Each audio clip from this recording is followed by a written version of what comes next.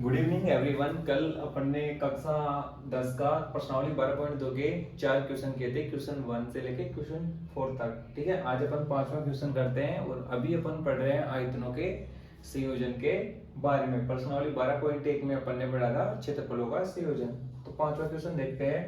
एक बर्तन एक उल्टे शंकु के आकार का है, इसकी ऊंचाई 8 सेंटीमीटर है और इसके ऊपरी सिरे जो खुला हुआ है की त्रिज्या 5 सेंटीमीटर है। ठीक है, ये ऐसा बर्तन है, उल्टे शंकु के आकार का है, ये ऊपरी मुंह इसका खुला हुआ है। ठीक है, और इसकी ऊंचाई आपको दे रखी है, कितना दे रखी है, 8 सेंटीमीटर। तो इसकी ऊंचाई दे रखी है आपको 8 सेंटीमीटर और क्या बोल रखा है, इसके ऊपरी सिरे जो खुला हुआ है की त्रिज्या 5 सेंटीमीटर है। ये इसकी त्रिज्या 5 सेंटीमीटर है। तो जैसा गांव में यूज करते हैं कैन डीजल वगैरह डालने के लिए, वैसा ही ये बर्तन है। ठीक है, आगे क्या बोल रहा है, यह ऊपर तक पानी से भरा हुआ है, ये पूरा पानी से भरा हुआ है। तो इसका पानी का आयतन होगा वो किसके बराबर होगा, इस शंकु के आयतन के बराबर। ठीक है, क्योंकि ये बर्तन शंकु के आकार का है तो इस शंकु का आयतन है वही इसमें भरे हुए पानी का आयतन है। ठीक है, जब इस बर्तन में शीशे की कुछ गोलियां डाली जाती है जिनमें प्रत्येक की त्रिज्या कितने हैं, 0.5 सेंटीमीटर। ठीक है, तो इसमें भरे हुए पानी का 1/4 भाग बाहर निकल जाता है। बर्तन में डाली गई शीशे की गोलियों की संख्या ज्ञात कीजिए। ठीक है, तो इसमें जो गोली डाली जा रही है उस गोली की त्रिज्या कितनी है, 0.5 सेंटीमीटर। अब एक बात ये बोल रहा है, ये गोलियां इसमें डाला जा रहा है, इसमें कुछ गोलियां डाली जा रही है। तो ये गोलियां डालने से क्या हो रहा है, पानी का 1/4 भाग बाहर निकल जा रहा है। ठीक है, तो इसमें टोटल पानी कितना था, इस शंकु के आयतन के बराबर। और 1/4 पानी क्यों बाहर निकल गया, क्योंकि इसमें कुछ गोलियां डाल दी गई। तो जो 1/4 पानी बाहर निकला है वो किसकी वजह से निकला है, इन गोलियों की वजह से। तो गोलियों का आयतन इतना रहा है कि इसका 1/4 आयतन बाहर निकल जाए। तो इस 1/4 आयतन जो पानी था उसकी जगह किसने ले ली है, इस गोलियों के आयतन ने। ठीक है, तो क्या हो जाएगा, गोलियों का आयतन, गोलियों का आयतन 1/4 पानी का आयतन, ये दोनों बराबर है। क्योंकि ऐसे तो ये पूरा पानी से भरा हुआ था, लेकिन इसका 1/4 पानी बाहर क्यों निकल गया, ये गोलियां अंदर आने से। तो क्या हुआ होगा, इस पानी का जगह इन गोलियों ने लिया है, गोलियां भारी है ना, तो पानी तो बाहर निकल गया और गोलियां अब अंदर आ गई। तो गोलियों का आयतन क्या हो जाएगा, 1/4 पानी का आयतन। तो गोलियों की संख्या n मान लेते हैं, है ना। तो n इंटू एक गोली का आयतन, तो गोली का आयतन क्या होता है, 4/3 पाई r क्यूब। इसको स्मॉल r मान लेते हैं 0.5 सेंटीमीटर और इसको मान लेते हैं जो बर्तन की त्रिज्या है उसको कैपिटल R, और ये ऊंचाई को भी कैपिटल H, 8 सेंटीमीटर। ठीक है, बराबर 1/4 इंटू पानी का आयतन क्या रहा है, पानी का आयतन मैंने बताया ना जो शंकु का आयतन है, क्योंकि शंकु में ही पानी भरा हुआ है, तो शंकु का आयतन है उतना ही पानी का आयतन है। तो शंकु का आयतन क्या होता है, 1/3 पाई r² h। बस इसको सोल्व कर लो, आपके पास गोले की संख्या आ जाएगी, पाई से पाई कट गया। ठीक है, बाकी 3 से 3 कट गया, तो n बराबर क्या आ गया है, यहाँ तो 1/4 ऐसे की ऐसे, इधर से ये 4 किस में था, ये 4 किस में था, भाग में। तो यहाँ आ गया है, यहाँ गुणा में था तो यहाँ आ गया है भाग में। ये r³ भी इधर किस में था, गुणा में, इधर आ जाएगा भाग में। ठीक है, और इधर से इंटू r²h। अब वैल्यू पुट कर लो, ये 1/16 हो गया। ठीक है, इंटू r² कितना हो गया, कैपिटल R 5, तो 5 इंटू 5 इंटू एच कितना है 8 बट्टे आर क्यूब 0.5, तो 0.5 इंटू 0.5 इंटू 0.5। ठीक है, यहां तक कोई दिक्कत है? 8 एकम 8, 8 दूनी 16। ठीक है, अब देखो दो नीचे आ गया, ये देखो सब 0.5 है, तो सबको 5 5 बनाने के लिए ऊपर में 3 जीरो लगा देता हूँ, तो ये हो गया 5 5, ये इससे कट गया, ये इससे कट गया, और ये नीचे है 5 और ऊपर है 1000 और नीचे है 2। ठीक है, तो 5 दूनी 10, तो आगे क्या हो जाएगा n बराबर, ऊपर तो है 1000 और नीचे 2 और यहाँ से 5 है, क्योंकि पॉइंट हटा के 1000 लिख दिया ना ऊपर, तो ये हो गया 10, तो आ गई है 100 गोलियां। कितना? 100 गोलियां। तो जब 100 गोलियां इसमें डाली है तो इसके पानी का 1/4 भाग बाहर निकल गया है, क्योंकि इन 100 गोलियों का आयतन उस पानी के 1/4 के बराबर था। ठीक है, ये आपका हो गया क्वेश्चन नंबर 5। कैलकुलेशन है बस यहाँ, ये आपको समझ में आ गया, बाकी कैलकुलेशन है। ठीक है, 100 गोलियां डाली गई है उसमें। ठीक है, कितनी त्रिज्या वाली? 0.5 सेंटीमीटर त्रिज्या वाली, और पानी उस शंकु वाले बर्तन में भरा गया है, तो पानी का आयतन शंकु के आयतन के बराबर था। अब छठवां क्वेश्चन करते हैं। ऊंचाई 220 सेंटीमीटर और आधार व्यास 24 सेंटीमीटर वाले एक बेलन है जिसकी ऊंचाई कितनी है? 220 सेंटीमीटर। बेलन की ऊंचाई है 220 सेंटीमीटर और आधार का व्यास कितना दे रखा है? 24 सेंटीमीटर। आधार का व्यास आपको दे रखा है 24 सेंटीमीटर, तो त्रिज्या कितनी हो गई? 24/2, 12 सेंटीमीटर। ठीक है, ये त्रिज्या हो गई। ये एक बेलन है जिस पर ऊंचाई 60 सेंटीमीटर और त्रिज्या ऊंचाई 60 सेंटीमीटर और त्रिज्या 8 सेंटीमीटर।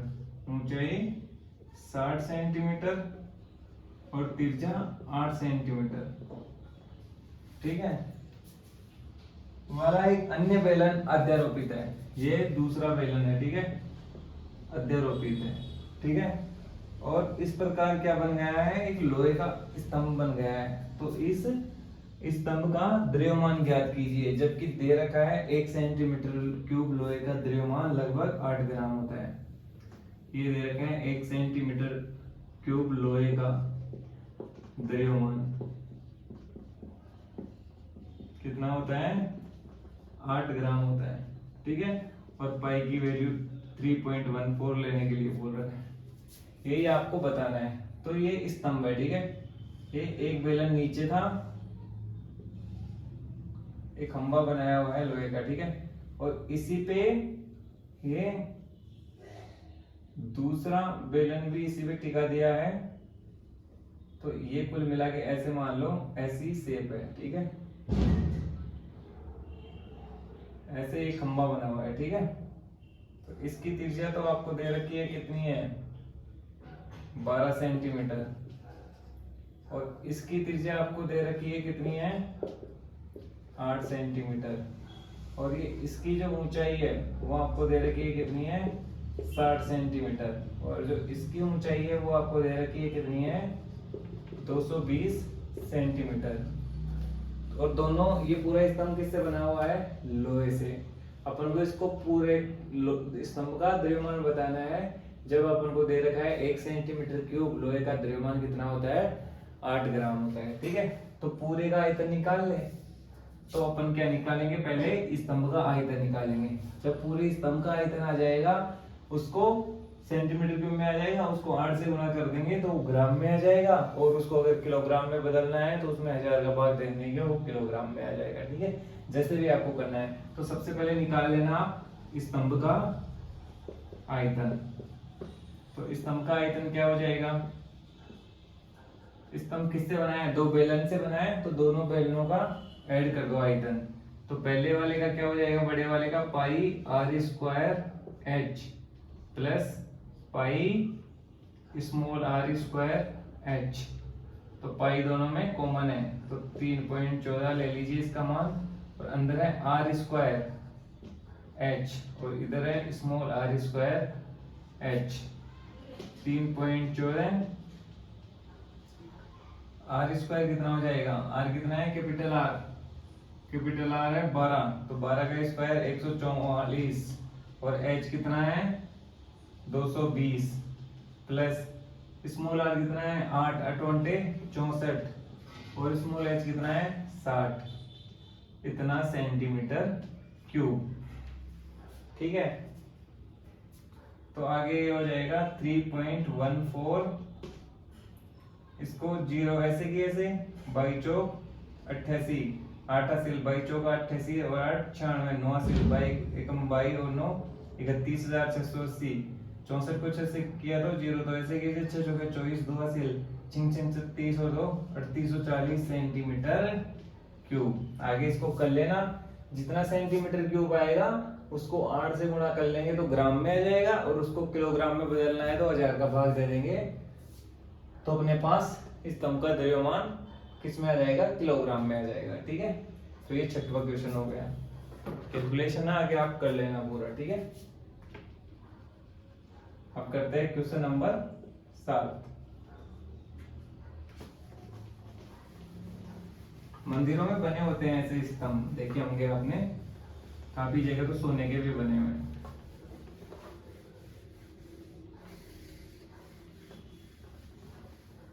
अभी करते हैं क्वेश्चन नंबर 7। एक ठोस में ऊंचाई 120 सेंटीमीटर और त्रिज्या 60 सेंटीमीटर वाला एक शंकु सम्मिलित है। ठीक है, एक ठोस है, उसमें एक शंकु है जिसकी ऊंचाई कितनी है? 120 सेंटीमीटर। ऊंचाई है 120 सेंटीमीटर और त्रिज्या उसकी कितनी है? 60 सेंटीमीटर। ऐसे लिख लेते हैं, ऊंचाई 120 सेंटीमीटर और त्रिज्या है 60 सेंटीमीटर। एक शंकु सम्मिलित है, एक ठोस है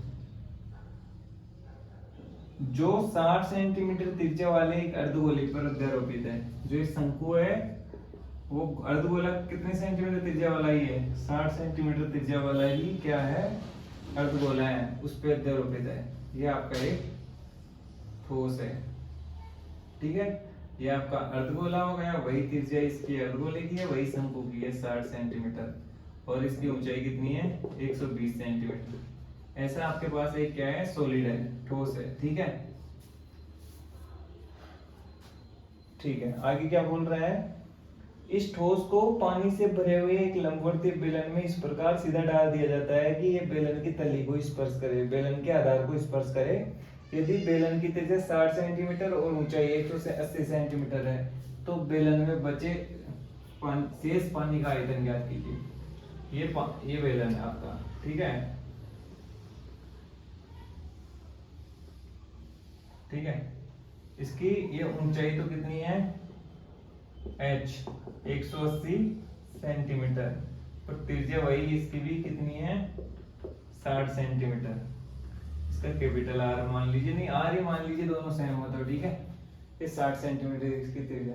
अब इस सॉलिड को इसमें डाल दिया जाता है, जो ये ठोस है उसको उसमें डाल दिया जाता है, वो पूरा पानी से भरा है। तो अगर इसको उसमें डाल देंगे तो उसमें शेष पानी कितना बचेगा वो अपन को निकालना है। तो कितना बचेगा? टोटल पानी का आयतन यानी कि बेलन का आयतन, ये डालने से माइनस हो जाएगा, भाई इतना पानी निकल जाएगा। ठीक है, इतना पानी निकल जाएगा तो माइनस इस ठोस का आयतन, आपका शेष बचे पानी का आयतन आ जाएगा। ठीक है, तो इसको ऐसे डाल दिया गया है कि ये इसकी तली को टच कर रहा है। ठीक है, ये इसकी भी त्रिज्या 60 सेंटीमीटर है और इसकी जो ये ऊंचाई है वो कितनी है? 120 सेंटीमीटर। ये आपको शंकु की ऊंचाई दे रखा है। ठीक है, 1 मिनट, आपको शंकु की ऊंचाई कितनी दे रखी है, 120 सेंटीमीटर, और 60 सेंटीमीटर वाला क्या है आपका अर्धगोला है, तो ये भी 60 होगी, और ये 120 यानी कि पूरा 180 हो रहा है। तो ये इससे आपको पता चलेगा कि ये पूरा यहाँ तक टच कर जाएगा। ठीक है, ये आपका इसकी ये 120 हो जाएगी। तो ठीक है, तो ऐसे कुछ आपके पास स्थिति बन रही है। ठीक है, तो इस बेलनाकार जो पानी से भरा हुआ है बर्तन, उसमें अपन ने ये ठोस डाल दिया है, और ये ठोस डालने से इस ठोस के आयतन के बराबर पानी तो बाहर निकल गया। शेष कितना पानी बच गया वो अपन को बताना है। तो पूरा पानी का आयतन माइनस इस ठोस का आयतन कर देंगे तो शेष बचे पानी का आयतन आ जाएगा। शेष बचे पानी का आयतन यह आपसे पहुंच रहा है। ठीक है, तो क्या हो जाएगा, बेलनाकार बर्तन में ही भरा था पानी, तो बेलनाकार बर्तन का आयतन माइनस ठोस का आयतन। देखो जब त्रिज्या सेम है तो अपन ने आर ही मान लिया है, बाकी जैसे बर्तन अलग है तो इसकी कैपिटल आर भी मान सकते हैं, लेकिन आर इसलिए मान लेते हैं ताकि जो भी कॉमन लेने में अपन को आसानी हो और थोड़ा कैलकुलेशन इजी हो जाए। ठीक है, जब त्रिज्या सेम है तो स्मॉल आर से ही लिख देते हैं। ठीक है, बेलनाकार बर्तन का आयतन, तो बेलनाकार बर्तन का आयतन क्या होगा, पाई आर तो वही सेम है आर स्क्वायर, और एच क्या है इसकी कैपिटल एच। ठीक है, माइनस ठोस का आयतन क्या होगा, ठोस दो चीजों से बना है, एक शंकु है और एक अर्धगोला है, तो शंकु का तो क्या होता है 1/3 पाई आर स्क्वायर एच, और अर्धगोले का क्या होता है 2/3 पाई आर क्यूब। ये हो गया आपका। देखो सब में क्या कॉमन है, पाई आर स्क्वायर। ठीक है, अंदर क्या बच गया एच, माइनस यहां से क्या बचा, ये बड़ा ब्रैकेट ले लीजिए, एच माइनस यहां से क्या बच गया है, यहां से एक तो 1/3 बच गया और एक स्मॉल एच, प्लस यहां से क्या बच गया 2/3 और एक आर। यह आपका यहां तक क्वेश्चन हो गया। ठीक है, इतना सेंटीमीटर क्यूब शेष बचे पानी का आयतन होगा। पाई की जगह 22/7 रख देना, आर की जगह 60 रख देना, इस बड़े एच की जगह 180, स्मॉल एच की जगह 120 और आर की जगह 60, और सोल्व कर लेना, आपको शेष बचे पानी का आयतन मिल जाएगा। पूरा बेलनाकार बर्तन पानी से भरा था। ठीक है, तो उसका आयतन क्या होगा, बेलनाकार बर्तन का आयतन। ठीक है, उतना उसके बराबर ही पानी इसमें आ पाएगा। अब ये पानी बाहर क्यों गया, क्योंकि एक ठोस अंदर डाल दिया, तो पानी बेलनाकार बर्तन का आयतन पूरे पानी के आयतन में से ये आयतन निकाल देंगे, तो शेष इस बर्तन के अंदर जो पानी बचा है उसका वैल्यू अपन को पता चल जाएगा। ठीक है, आसान। अब करते हैं क्वेश्चन नंबर 8।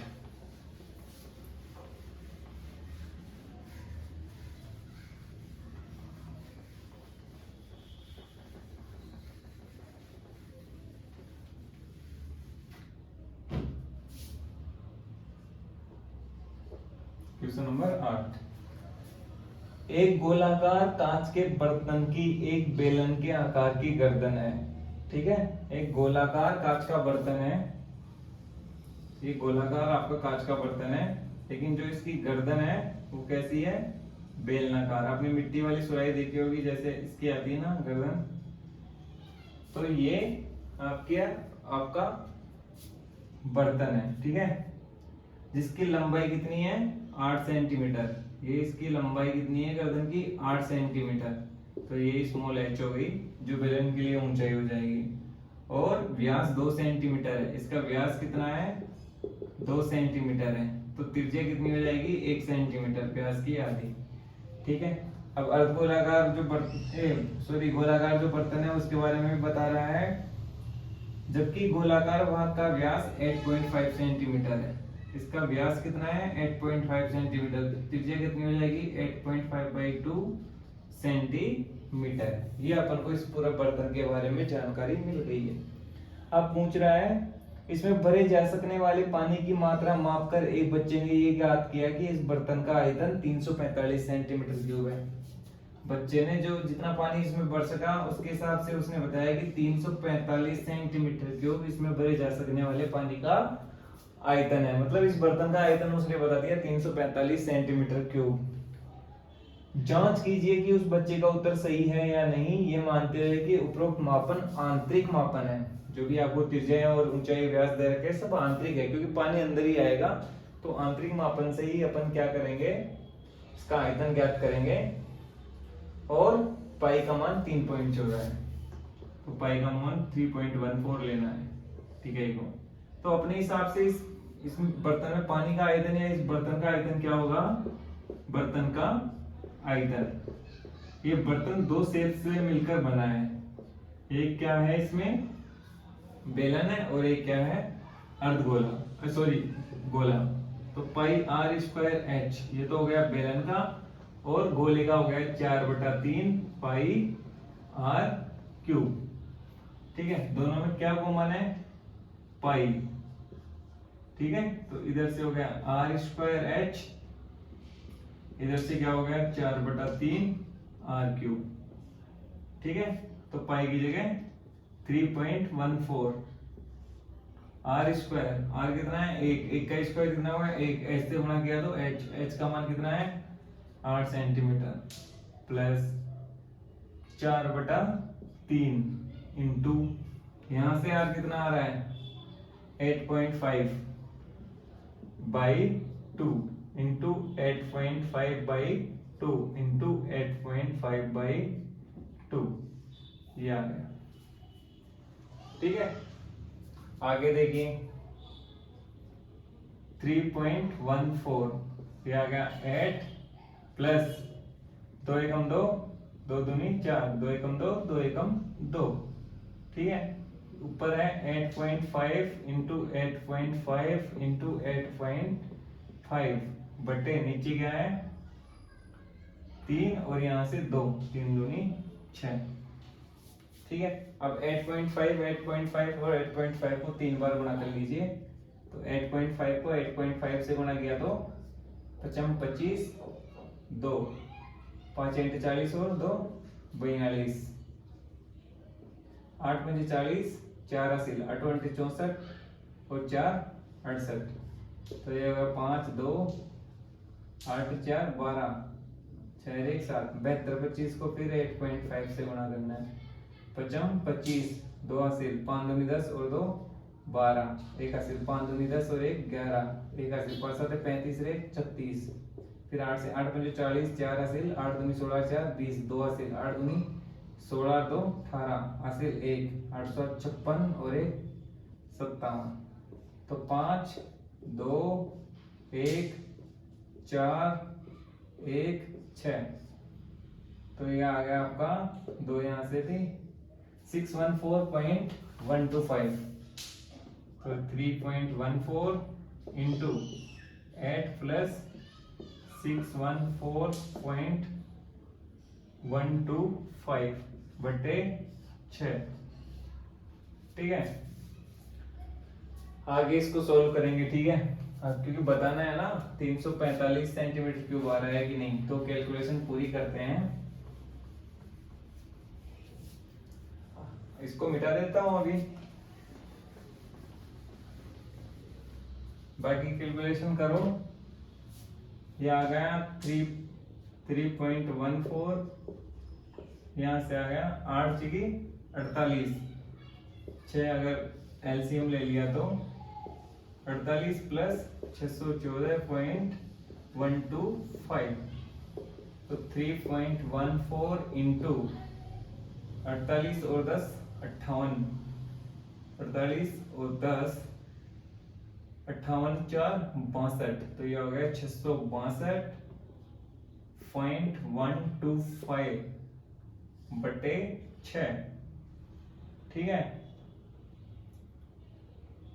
और अभी आप कर लीजिए 6 का भाग दे दीजिए 3.14 इंटू 6 एकम 6, 6 एकम 6, ठीक है। और 2 में भाग नहीं जा रहा तो भाग टूट की 0.21 में भाग जा रहा है तो कितनी बार 6 दूनी 12, 36 18, 36 18, 3 32, 6 पंजे 30, 6 चौके 24, लगभग ये आपका आ गया है, ठीक है। अब इसको 3.14 को इससे गुणा कर लीजिए, ठीक है। तो ये 3/354 है तो अपन 35 से कर लेते हैं, ठीक है। इतना गुणा कर लेंगे तो बता देंगे कि 345 सेंटीमीटर क्यूब आ रहा है कि नहीं। तो 110.35 को किससे गुणा करना है 3.14। कोई शॉर्टकट नहीं है गुणा करने का, गुणा करना ही पड़ेगा। तो 4 पंजे 20, 2 असिल 4 तिया 12 और 2 14, असिल 1, 4 को 0 से किया तो 0 1, 4 एकम 4, 4 एकम 4, 11 0 35,